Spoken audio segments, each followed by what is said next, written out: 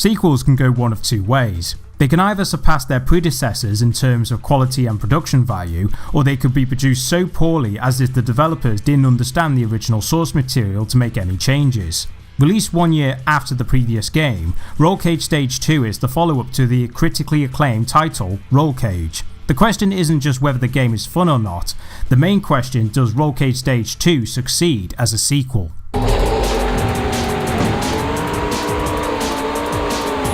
The first thing you'll notice is the production value has been given a significant boost. Not only there are more cars and tracks to choose from, but Rollcage Stage II features additional game modes aside from the racing you've been accustomed to. However, like the previous game, you'll be spending your time through the free campaigns, which consist of 5 racing leagues. Each championship features 3 races which you earn points based on your position, and a knockout race where you have to keep yourself in first until you're the last one standing. Additionally, points can be earned either by causing carnage to your opponents or by destroying obstructions on the track. These points not only contribute to your overall finishing position, but they also serve to gain access to new cars as you progress through the game. The vehicles in the game have also been tweaked as their stats do affect how they handle on the track. You'll start out with slower cars, but eventually you'll gain access to faster rides. Not to mention, just like its predecessor, Rollcage Stage II allows the vehicles to drive both ways up, which leads to some exciting racing.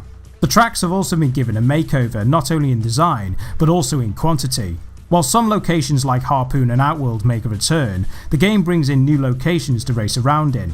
Some tracks do look barren, but the greater variety of environments prevent you racing in the same locations over and over.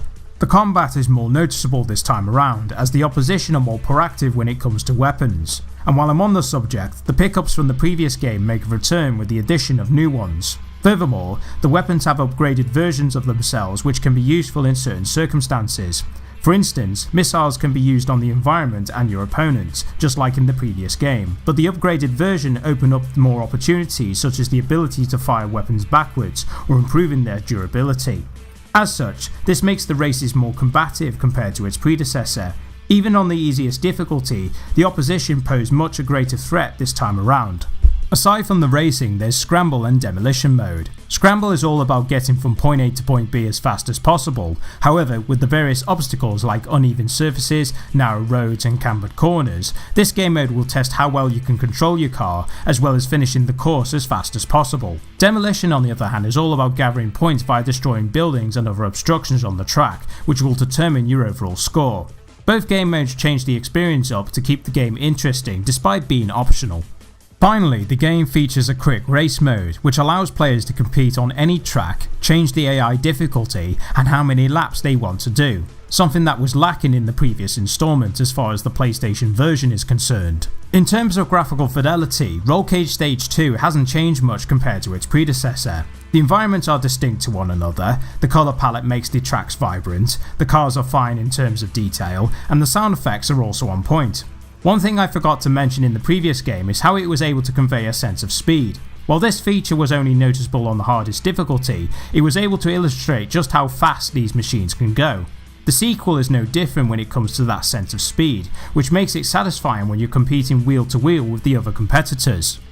Unfortunately, it also brings back some of the issues that were present in the last game. The cars can easily spin out due to their short wheelbase. Whether you make slight contact with your opposition or you hit some part of the environment, this can lead to some level of frustration.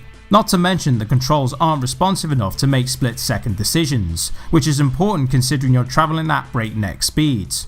Granted, the lower tier cars are more controllable, but some vehicles are so fast it's practically near impossible to handle them. Also, some of the tracks don't have good flow to them. While they're not as prominent compared to its predecessor, it's still a frustrating aspect that can bring down the experience, especially when you're racing on the hardest difficulty. Ultimately, Rollcage Stage II improves as far as production value is concerned, but it doesn't fully address some of its glaring issues. There are more cars to choose from, more tracks to race on, new improved weapons, and additional game modes to prevent the game from being repetitive. But losing control of your vehicle and the fact some tracks lack flow do inhibit the fun factor. Ultimately, Rollcage Stage II is a game that goes for quantity, not quality.